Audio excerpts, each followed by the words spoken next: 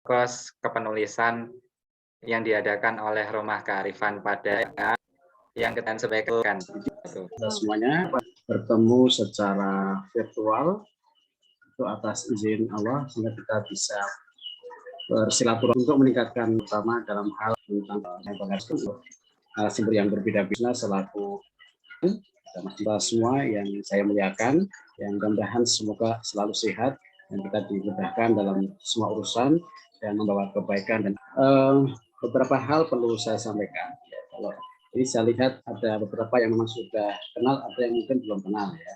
Ini ada Mbak Wila, ada juga ya Lampung, yang ada dari program pelatihan yang langsung pelatihan living values, ada pelatihan self transforming, ada pelatihan pendidikan ramah anak, ada pendidikan ramah HAM dan seterusnya ya. Ada di Rumah Kearifan ada lebih dari 20 jenis pelatihan. Dan itu juga dilakukan di secara luring ataupun secara daring di berbagai lembaga jaringan yang selama ini juga sudah berjalan. Dipimpin oleh Bu Zia, ya ada kegiatan harian, ini tadi baru selesai, ada diksi kita, ada ngopi yuk, ada Dilan, ada kegiatan pendampingan, adakan juga termasuk penerbitan ya, yang sudah terbit baru saja ada yang self transforming yang mendapatkan kata pengantar Prof. Amin Abdullah dan Prof. Komarudin Hidayat, dan juga ada puluhan masuk. Ini mungkin ada teman-teman dari Universitas Dr. Sutomo yang bahas di buku saya tentang self transforming. Saya sudah terbit yang berlangsung itu juga berjalan 20 hari, sudah mulai diproses untuk penerbitan buku tentang self transforming. Artinya ya, kemudian ada pelatihan penelitian, alhamdulillah atas berbagai bersinergi dengan lembaga lain.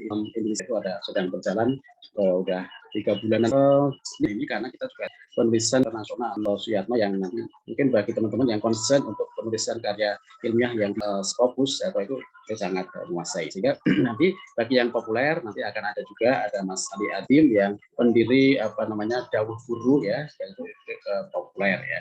Mas Nafi ini kita minta untuk berbagi karena Mas Nafi itu mantan wartawan ya. Jadi dosen tapi juga pernah jadi wartawan, sehingga mungkin itu secara akademik saya kira itu bisa menjadi pengalaman penting untuk berbagi ya. Namanya berbagi berarti kita tidak dalam posisi yang paling menguasai, tetapi Bapak Ibu dan kita semuanya bisa belajar bersama tentang hal ini. Mudah-mudahan bisa sesuai dengan kapasitas kita masing-masing, bisa kita tindak lanjuti dengan menulis betulan ya. Jadi nanti perlu ada pendampingan, misalnya ini perlu dibikin grup khusus untuk yang populer, untuk yang akademik. Tentu dengan senang hati kita tidak lanjuti, seperti halnya dulu di angkatan pertama itu 20 orang itu mayoritas dosen dari berbagai dosen muda dari berbagai perguruan tinggi juga, dan dikoreksi menguasai juga. Itu membantu teman-teman untuk bisa meningkatkan skill kepenulisan personal, tapi juga secara institusional, secara kelembagaan di tempat masing-masing. Nah, jangan seluruh narasumber, ada Mas Nafi, kemudian ada Muhammadiyah Malang ya, tapi kemudian Mas Suyatno dari Universitas Ahmad Ziyahul Haq, Muhammad Ziyahul Haq, Dr. Muhammad Ziyahul Haq dari Universitas terkait dengan misalnya program integritas terbuka dan seterusnya itu. Juga ada Mas Dawuh Guru, saya kira itu juga sangat populer ya. Mah Zaidah MA ini nanti akan membantu kita dalam tim juga. Tentu para pembicara mereka semua juga menjadi reviewer ya, reviewer di berbagai tempat. Saya kira itu, dan tentu kepada para peserta, Bapak Ibu, saudara-saudara sekalian dari berbagai latar belakang yang berbeda, ada dari mahasiswa S1, ada yang S2, ada yang S3, ada yang dosen, peneliti ya, dari berbagai profesi yang banyak sekali. Media ini bisa menjadi wahana yang produktif untuk kita berbagi dalam ilmu kepenulisan dan bisa membawa kebaikan, karena menulis pada hakikatnya adalah untuk mengikat makna, mengikat dari pengetahuan kita, sehingga kalau kita ingin menjadi abadi, salah satunya adalah dengan menulis. Tulisan yang positif akan memberikan kita dampak positif di kemudian hari, menjadi semacam amal jariah yang tidak putus-putusnya. Mudah-mudahan ini adalah langkah yang kecil tetapi bisa berdampak besar bagi kita dan lingkungan sekitar kita dan lembaga dimanapun kita berada. Sekali lagi terima kasih atas partisipasinya, dan para semua narasumber, tentu pada tim Rumah Kearifan, Bu Zia Kusna yang sudah mengorganisir kegiatan ini. Mudah-mudahan apa yang kita lakukan dimudahkan dan diberkahi oleh Allah Subhanahu wa taala. Mungkin itu yang bisa saya sampaikan. Mari kita mulai, kita awali short course selama 5 pertemuan setiap Selasa dan Jumat malam ya, sekitar setengah 8 ini kita mulai dengan baca basmalah bersama. Bismillahirrahmanirrahim. Semoga sekali lagi dimudahkan, diberkahi dan diridhoi oleh Allah Subhanahu wa taala. Kurang lebihnya mohon maaf. Wallahu a'lam bishawab. Assalamualaikum warahmatullahi wabarakatuh. Waalaikumsalam warahmatullahi wabarakatuh.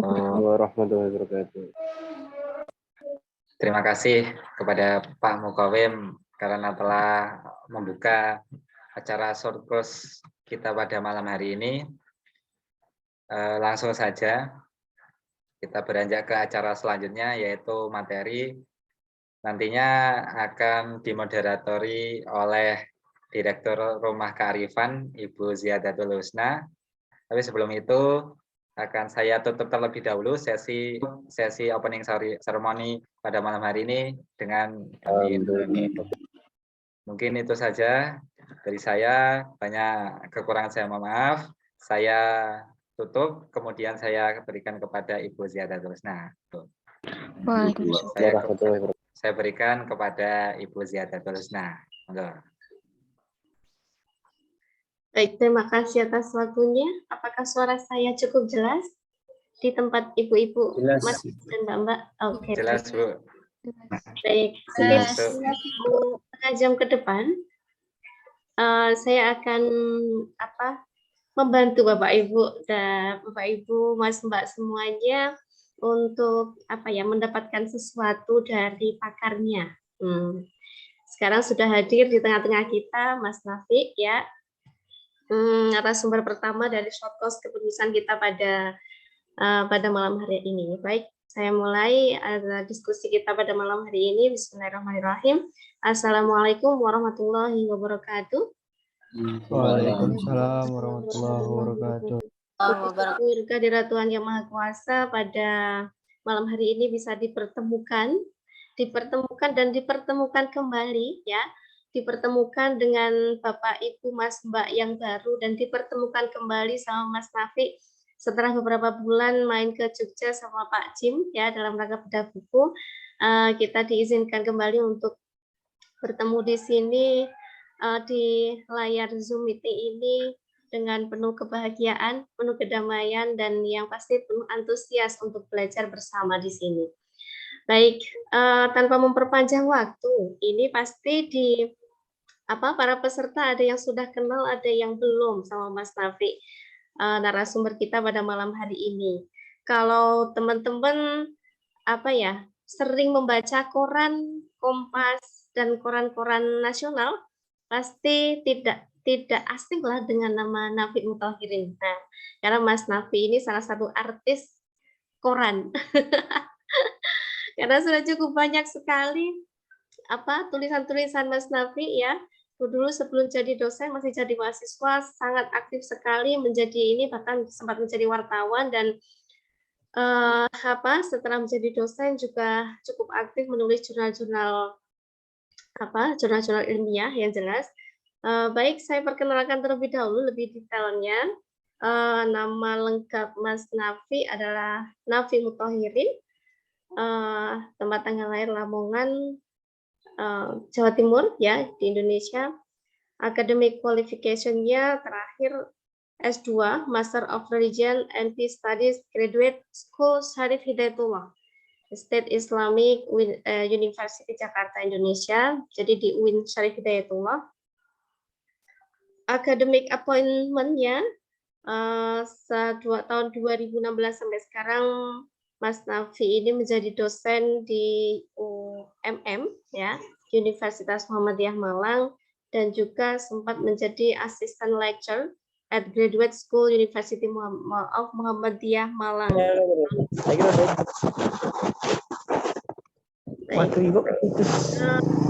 Pengalaman penelitian ya. Bentar. Oke.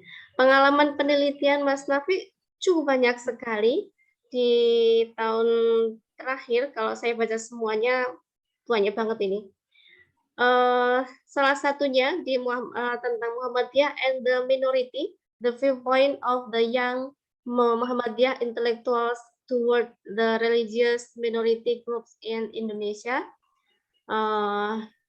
Bersama berkolaborasi dengan Profesor Dr. Syamsul Arifin, berbicara tentang public involvement ya. Mas Nafi selain jadi dosen di UMM juga menjadi trainer for Living Values Education, accredited trainer Living Values Education tahun 2016 sampai sekarang, dan juga chairman of the Institute for Research and Islamic Studies National Board of Muhammadiyah Student Association tahun 2011 sampai tahun 2013, dan masih banyak sekali. Pernah jadi jurnalis tahun 2019 sampai 2010, project officer juga pernah, dan sekarang menjadi direktur program RPC Institut Amalik Fajar. Nah, itu berbicara tentang public involvement-nya Mas Nafi, berbicara tentang buku dan jurnalnya banyak banget.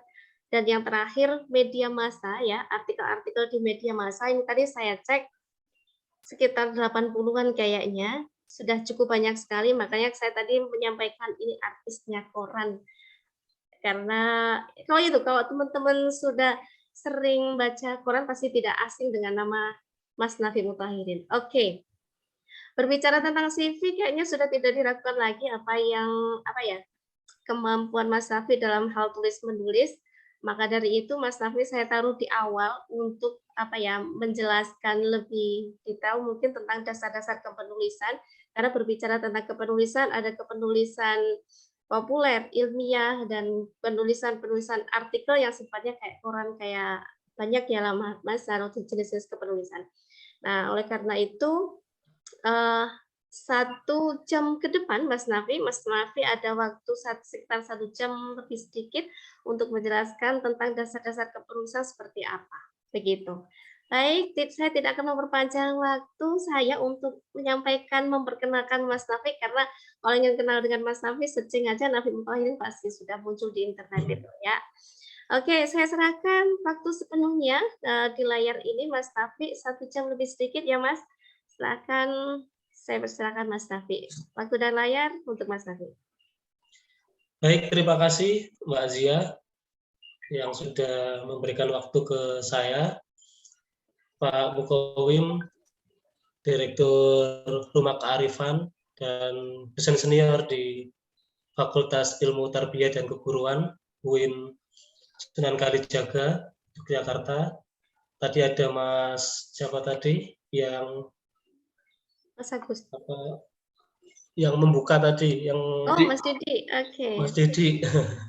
Ya. Dan teman-teman mahasiswa, ada yang Bapak Ibu dosen dan peserta umum di short course kepenulisan Rumah Kearifan ya. Saya bersyukur banget bisa diberikan kesempatan oleh Rumah Kearifan yang kedua kali ini untuk berbagi pengalaman ya. Yang pertama kemarin ya mungkin baru 3 bulan yang lalu ya. 3 bulan yang lalu ya.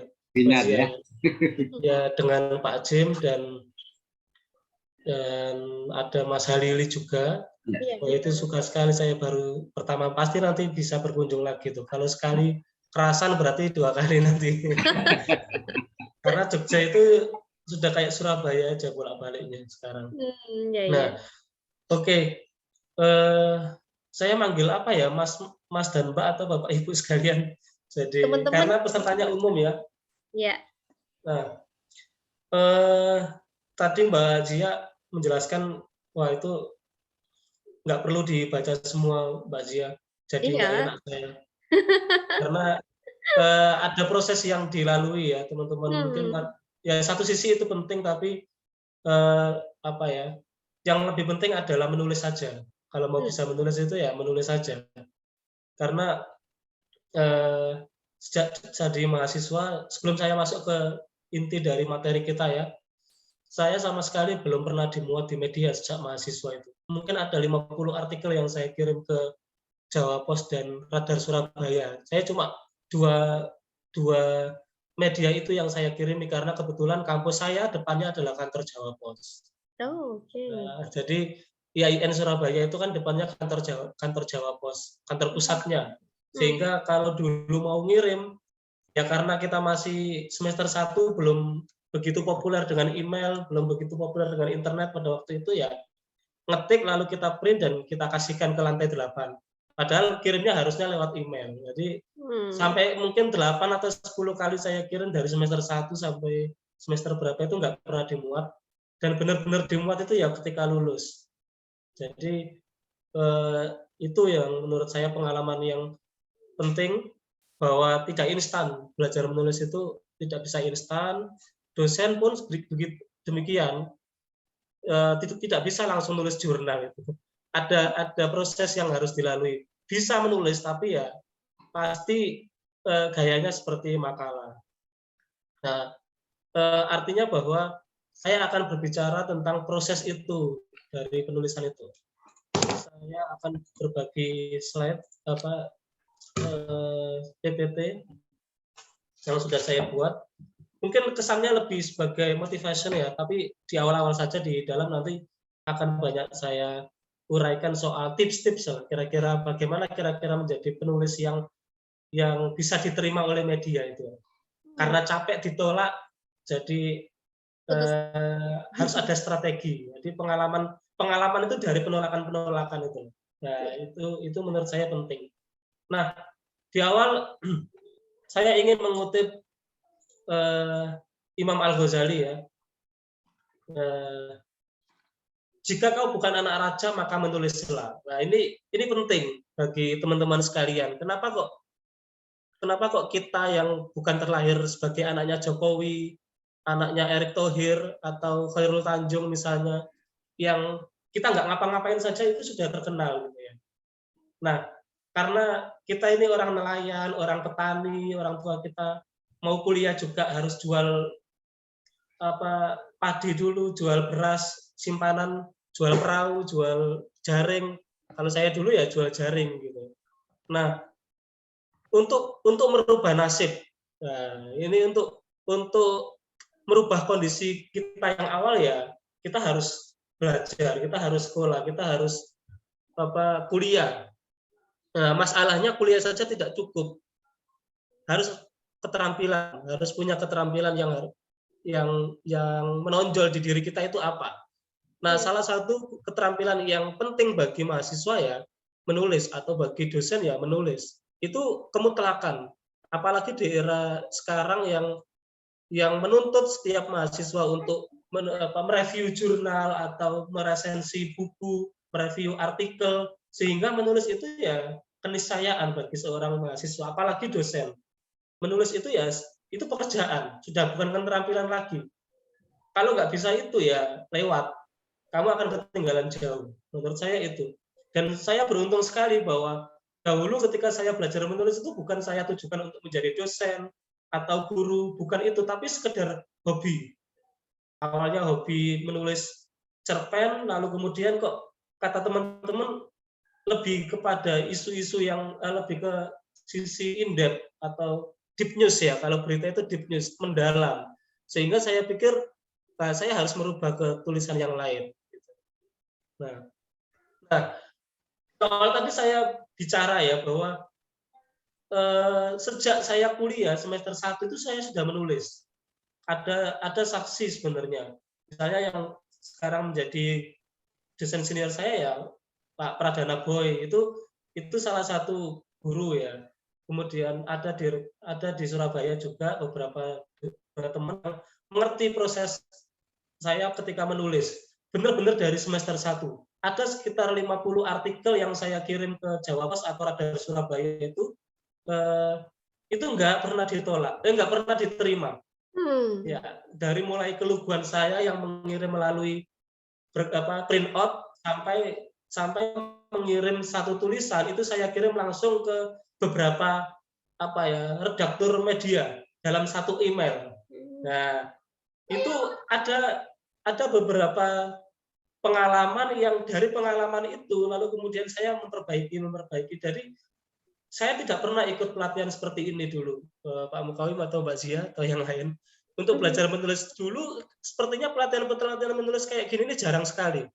Iya. Jarang sekali. Sehingga ketertarikan saya pada dunia menulis ya kesukaan saya membaca koran, Tempo terutama ya, dan Kompas karena di teman-teman diskusi di kampus itu sering membahas opini di koran, lalu kemudian ya follow up-nya ya harus menulis begitu. Sehingga sejelek apapun tulisan kita, hasil diskusi itu kita tulis dan kita kirimkan.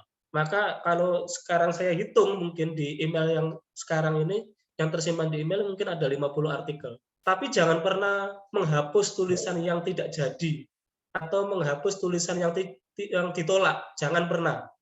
Sejelek apapun tulisan kamu, jangan pernah dihapus. Simpan aja. Suatu saat kamu baca lagi dan akan kamu punya pengalaman yang demikian. Tulisan lama nggak dimuat, lalu ketika di Jakarta saya repros sedikit dan dihargai orang berapa ya dulu, sekitar 7 juta satu artikel. Nah, itu enaknya jadi penulis, melebihi honor khotib Jumat. Ya, oke. Nah, menulis itu adalah salah satu temuan terbesar dalam sejarah peradaban umat manusia. Setuju nggak, Mas Rizky? Ya, setuju ya. Setuju. Jadi menulis itu temuan yang terbesar di sejarah peradaban umat manusia ini. Kalau dahulu, kalau kita belajar ilmu sejarah itu kan, tulisan itu kan pertama kali kan dalam bentuk prasasti ya, di lembaran-lembaran, di pelepah-pelepah pohon, atau di gua-gua, di bebatuan, itu dinamakan prasasti. Nah, di zaman sekarang, nah ini prasasti zaman now ini. Jadi, meme-meme di sosial media, kemudian artikel-artikel di WhatsApp, di grup Facebook dan sebagainya itu ya ini prasasti kita sekarang menunjukkan karakternya. Biarpun kamu gendut, tetapi kamu tetap muat kok masuk di hatiku ya. Ini sebagai lucu-lucuan aja. Artinya ada perbedaan ya. Nah, saya diminta untuk memberikan beberapa etika dasar dalam penulisan ya, terutama untuk penulis pemula. Ini memang cocok materi ini untuk penulis pemula. Dulu ada dosen saya, Profesor Azumardi Azra itu dosen pembimbing saya, dia selalu mewanti-wanti jangan sampai menulis atau mengalami stupid mistake. Nah, stupid mistake, jadi kesalahan-kesalahan bodoh yang sebenarnya kita itu sudah tahu, mahasiswa itu sudah mengerti kesalahan-kesalahan itu, tapi masih dilakukan. Ya, jadi Profesor Azumardi Azra itu menyebut itu stupid mistake, yaitu kesalahan bodoh.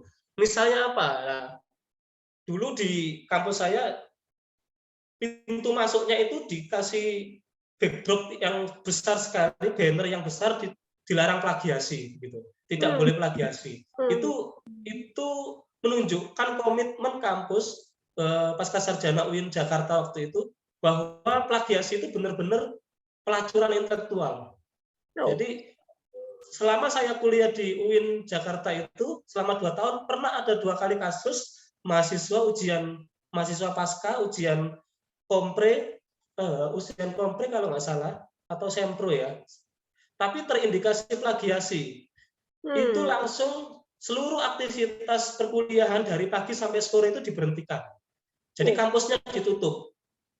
Batal semua. Prof. Atok yang dari Jogja sudah jauh-jauh datang dari Jogja sampai ke sana nggak boleh ngajar karena kampus ditutup. Karena Prof. Azra marah sekali karena ada mahasiswa yang plagiasi. Padahal plagiasinya mungkin cuma kesalahan nggak menyebutkan nama saja. Jadi bentuk plagiasi entah itu lupa ataupun disengaja itu tetap plagiasi. Jadi itu stupid mistake, harus jeli sebagai penulis, itu etika dasar, gitu ya. Sebaliknya, terlalu banyak kutipan meskipun menyebutkan nama, itu juga tidak bagus. Ya, itu kayak wawancara khusus jadinya nanti. Bukan menulis artikel, tapi wawancara khusus. Karena semuanya kutipan, gitu ya. Nah, kemudian ini yang belakangan, ini saya tambahkan karena belakangan marak ya. Mahasiswa itu nggak tahu ya kenapa. mahasiswa saya terutama, nggak tahu kalau mahasiswanya Mbak Zia atau Pak Mukawim, mengutip tapi yang dikutip itu berdasarkan artikel-artikel hoax, terutama isu-isu keagamaan. Itu dari mana sumbernya? Dari ini Pak, artikel di WhatsApp. Loh, artikel di WhatsApp kok jadi rujukan makalah kan? Dan dipresentasikan. Dan juga dengan sangat pedenya dibuat argumentasi untuk melawan balik teman yang tanya, gitu loh. Jadi itu sebenarnya kan stupid mistake sebenarnya. Tapi mahasiswa seolah-olah itu menjadi dasar yang kuat bagi artikel dia atau argumentasi dia dalam menjelaskan sebuah substansi pembahasan ya. Jadi mengutip dari sumber yang tidak jelas atau hoax atau individu yang tidak kredibel, yang tidak tahu, misalnya dia seorang pakar pendidikan tapi ngomong soal musik, atau sebaliknya dia pakar musik tapi mengomentari soal politik, begitu loh. Jadi nggak kredibel, nggak pakar tapi atau nggak expertise ya bahasa sekarang ya, tapi mengomentari topik tertentu yang membutuhkan kredibilitas isu gitu.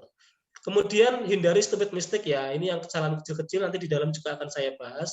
Typo, nah ini kalau Anda ada tulisan typo saja dalam menulis artikel di media ya, entah apalagi di dalam judul atau lead kepala berita itu, pasti langsung nggak akan dibaca oleh redaktur opininya. Mungkin dibaca, pasti sudah dilewati. Jadi hindari typo, kemudian peletakan titik dan koma yang salah, objek predikat objeknya yang benar ya. Kemudian jangan bingung menggunakan kalimat aktif dan kalimat pasif ya. Kan sudah kuliah, sudah bukan anak SD lagi. Masa masih mau diajari menulis di aktif dan di pasif itu bagaimana? Nah, itu harus dicari sendiri. Jumlah baris dalam paragraf jangan terlalu banyak. Jadi ada mahasiswa saya yang kalau kebetulan saya ngajar bahasa Indonesia juga, itu satu halaman itu titiknya cuma satu. Satu paragraf, satu halaman, kemudian titiknya cuma satu. Nah itu kalau orang yang baca itu kayak keselak becak itu nanti. Ya, jadi harus benar. Ini beberapa hal kesalahan dasar atau etika dasar yang saya kasih sebagai benang merah supaya kesalahan-kesalahan yang sering terjadi pada penulis pemula ini tidak terjadi di teman-teman sekalian. Nah, ini fokus kepada tulisan di media massa ya.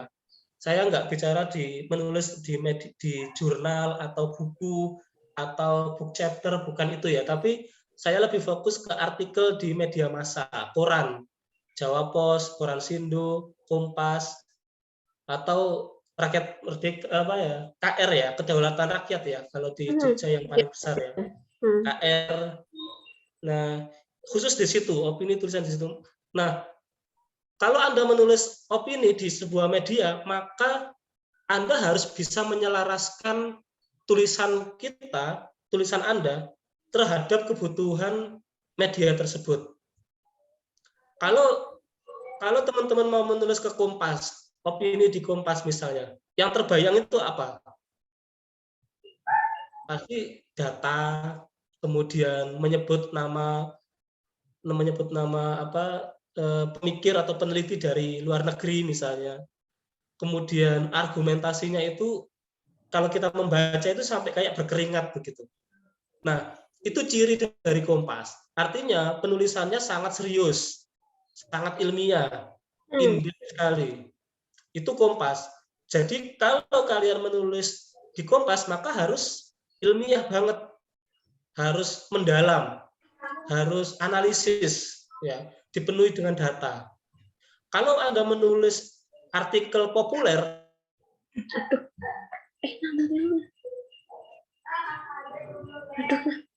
mati lagi.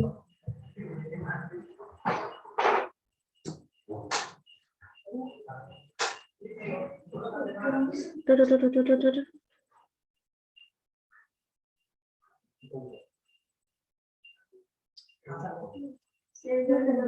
Waduh, wifi-nya mati ki. Yo, cepet.